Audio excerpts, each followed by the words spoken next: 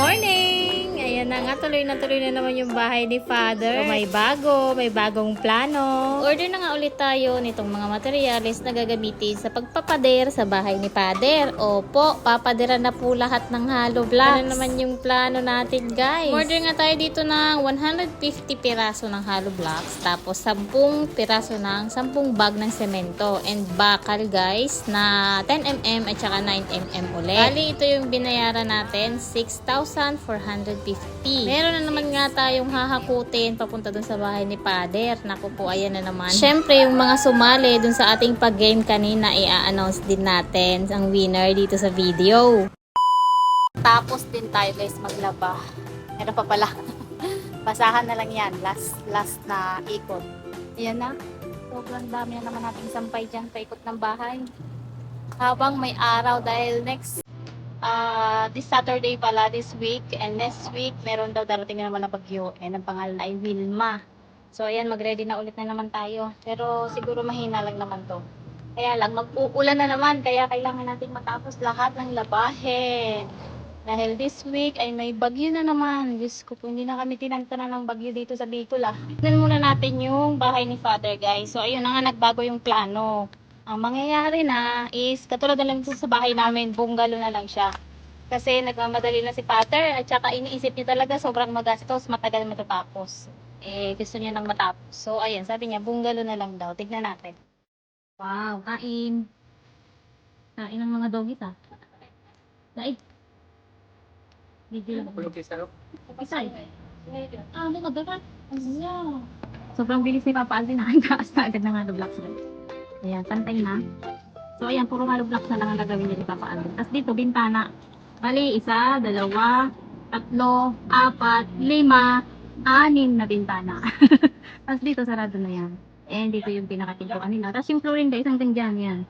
Yan sa may pinto na yan. Hanggang dyan ang flooring nito. So, maghahakot tayo dun sa sapa. Nandun yung sapa sa gilid. Yung panambak dito sa loob ng bahay. Tapos, kung kulang pa, bibili na lang madrigal or yung tinatawag natin na, yung tawag doon. So, yun nga, yung madrigal na pangkambak. Tapos, maghuhukay ng CR dito. Magawin CR.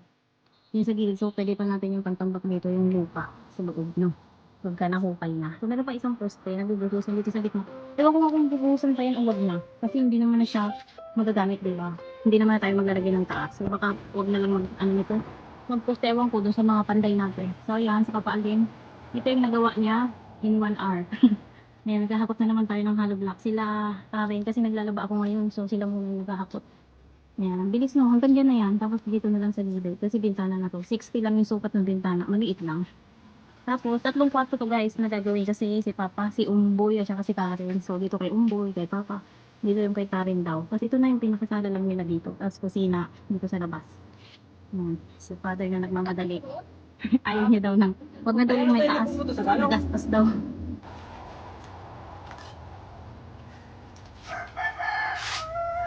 Congrats po, may pang na-achieve na kayo. Sana mapagkasya nyo yung 500. PM kita sis. So, meron tayo ditong dalawang klase ng upuan. Natin kung gaano katibay. Ito, ang tatak nito guys is jade na monoblock. Ayan, papakita ko dyan. Jade siya. Tapos, alam niyo kung ilang taon na to? 30 plus years old na dahil buhay pa nun si Mama. Meron na kaming upuan na ganito. Nag-iisa na lang to na nabubuhay ngayon na wala na yung iba. Meron siyang isang konting sira dito sa ibabaw pero ang tibay, grabe. Kahit ibagsak-bagsak na hindi pa rin siya. Ayan o. Tapos ito, meron tayong isang klase naman na upuan na nabali kanina. 2 years old pa lang to guys. Tignan nyo naman yan. Wala tong brand. Nabili lang kasi namin to doon sa mga umiikot dito na hulugan. Pahulugan to. 6 months namin to hinulugan. Wala na ngayon. 3 piraso na lang. Malapit na rin bumigay. So sinandalan lang to ni Ate Jillian kanina. And ayun. Bumagsak. Nabagsakan ka? Ayan. Diba? Substandard na yung mga ginagamit ngayon talaga. Tignan nyo yan, 2 years old pa lang. Versus ito, na 30 plus years old guys. Buhay pa si Mama. Elementary pa lang yata ako. Meron kami ganito. Grabe, sobrang tibay. Sino dyan yung mga... po ang siya na ni Ate. Siguro pwede itong ibenta kay Boss Toyo. Morning! Gusto nyo... Kakagising ko lang malad pa. Baka gusto nyo guys, yung pinopromote ko na serum. Sobrang ganda niya talaga sa mukha as in. Ayan, malapitan. Diba? Ah! Glass skin tayo ngayon. Oh. Lapit pa. Ang ganda niya, guys. Saan ka? Patapos ginamit ko din yung pantagal ng mga whiteheads. Yun kasi yung marami ako. Ayan, sobrang ganda rin niya. Perfect. Nahanap ko rin yung babagay sa mukha ko. So, ayan, good morning! Hindi na nakakahiya mag-vlog sa iPhone kasi makinis na yung mukha. Dito kasi sa iPhone, kitang-kita mo talaga yung mga kung anong nandiyan sa mukha dahil walang filter and talagang kung ano yung mukha mo, yun na yun. So, ayan, ang ganda. And good morning. Gagawa tayo ng breakfast today. Namiss ko yung tuyo, pero wala daw. Tinapa tong binili ni Papa Alden. May tinapa, may tuyo pala. Halo-halo pala. Meron palang tuyo na ganito. Anong tawag sa inyo? Ayan, hindi to masyadong maalat na tuyo. Tapos, meron din tayong tinapa. Iba-iba pala. Hugasan ko muna kaya bago iprito, no? Kasi hindi to magiging crunchy. Masarap kasi crunchy mo maiki. Tapos, kakainin mo lahat. Kain na lahat, pati ulo. So, hugasan ko muna. Iprito natin. Nakapag-prito na ako ng iba pang ulam. Nagsain na rin. And syempre, don't forget our coffee. Mamaya ko yung lalagyan ng mainit para hindi lumamig. Pagkakain na. Busy-busy si Ate Jillian maglaba ng damit. Oh. After 13 years, guys, may tagalaba na tayo. Joke lang. Naglalabay ng damit niya. Kanya-kanya na kami dito. Damit niya, laban niya. Damit ni Kuya Ken, laban niya rin. So, kanya-kanya na tayo. And this is our breakfast na naprito ko na kanina. Inaantay ko lang ang mga batuta. Ngayon lang ulit kami kakain ng hotdog. Grabe sa tagal na. Siguro nung bumagyo pa. And yeah, our egg. Ito kay Ella po. Gusto niya ganyan. Gusto niya rin ng ganito. Pero ito, hindi niya kasi kinakain yung dilaw. Pero pag ganito, makakain niya lahat. Diba? Kaya, nagprito ako ng ganyan. Hati-hati kami. Malaki to, guys. Yung hotdog. Yung ating sinaing. Tapos, piprito na lang tayo nitong isda. Wait lang. Marami-rami din yan. Ito yung niluluto mo na naaamoy mo. Pag sa abroad bawal, lalo na sa Hong Kong, nakaselan yung mga pang-amoy nila sa ganito. Sa US. Bakit kaya? Ang baho daw ng tuyo. Para sa ating pinakamagbango na ulam. Sarap. Pinilay ko na yung mga ulo niya kasi kapakain sa aso. Hello! Na. Saan ka galing? Auntie Karen. Doon ka na naman nagaling sa mga aso. Gising nga si Auntie Karen? Hindi pa? Nasaan si Auntie Karen? Kain na dali. Punta na doon sa lamesa. I make egg for you. So many egg and hot dog and tuyo. Yummy? This is more. Kapi. Ang sarap. Ang amoy. Ay, perfect na naman ang breakfast natin today. Sarap, guys. Kain po. Kain tayo. Ay, ang Kain sarap. mo tayo, guys. Ay! Yummy, guys. Kain po lang. Lumapak mo na.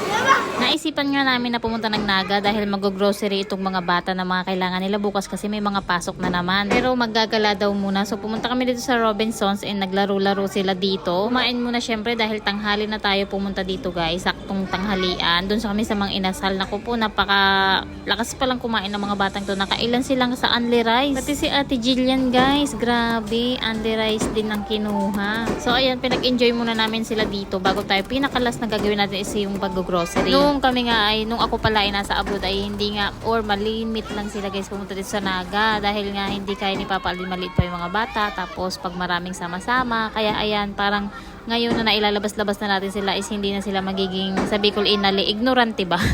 Yung hindi na sila magiging ignorante. So ayun nga, ito si Ate Jillian, nakananalo siya nito, guys. Nakuha niya doon sa claw machine. Sobrang galing. 8 try niya lang daw. Tapos ayun, nakuha niya na. Tapos ngayon, dito naman sila, may lumalabas na coins. Meron silang nakuhang technique dito, guys. And sobrang dami nilang nakukuha na coins. So hulihin mo lang yung mga baka na tumatakbo. Pag nahuli mo eh, may coins kang makukuha.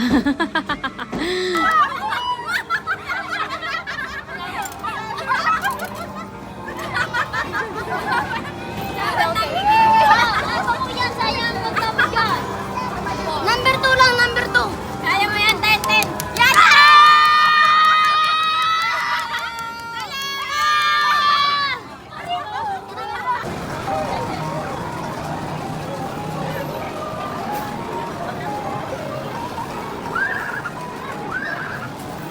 syempre, pagkatapos nilang maglaro, magugutom. So, ayan, pinagmerienda ko muna dito. Binila ko ng 3 piraso na pizza tapos nitong mga fishball, kikiam, hotdog. Ito yung pinaka-treat ko sa kanila. Pagkatapos niya, pumunta na kami sa grocery. Sabi ko sa kanila, bawat isa sa inyo merong 200 pesos. Bahala kayo kung anong gusto nyo bilhin doon. Oh guys, tuwang-tuwa talaga sila dito. Grabe, gusto ko nga gawing 500 kaya lang maubos ang budget natin. Grabe, sobrang saya. Alam nyo ba, tuwang-tuwa talaga sila dito sa grocery. Basta next time, pagka nagkaroon ulit tayo ng blessing na malaki-laki, ayun, dadalhin ko ulit sila dito. Grabe, nakakatuwa. As in, tuwang-tuwa rin ako na nakikita ko sila na gano'n.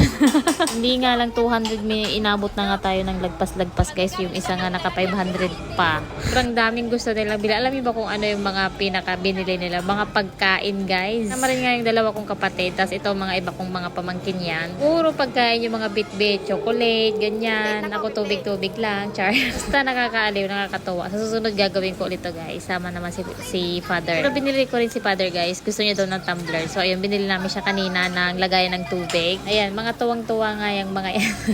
Pinagmamadali ko na kasi sila dito guys dahil nga magasarado na. Alas 7 na kasi to and hanggang 7 lang pala yung grocery store dito sa pinuntahan namin LCC. Dito sa bayan guys, sa Naga City. Ayan, talagang panakbo na sila kasi magasarado na. Ang dami na nga, hindi na nga nagpapapasok. Kumbaga last na kami. 15 minutes na lang bago mag alas 7 pumasok kami. Kaya ayan.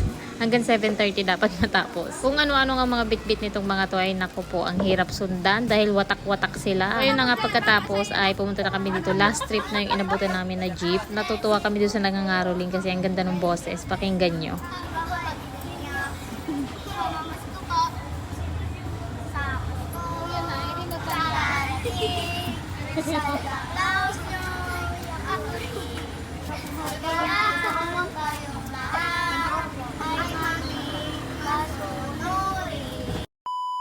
At nagluluto na nga ng ating dinner si Papa Alden. Ayan, ang menu niya ngayon ay sisig.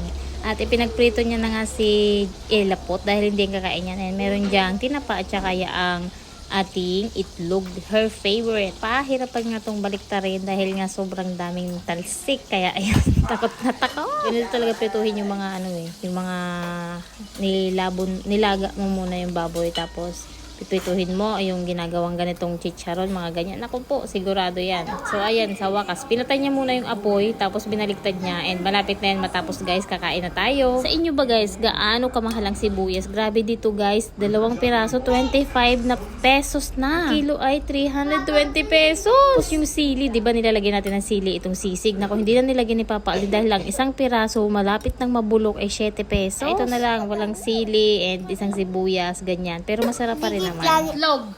Ikaw si Miss Itlog. Ayan. Itlog na naman ang ulam. Babait, baka maulog. Kain guys. Tinapa, sisig. Yummy.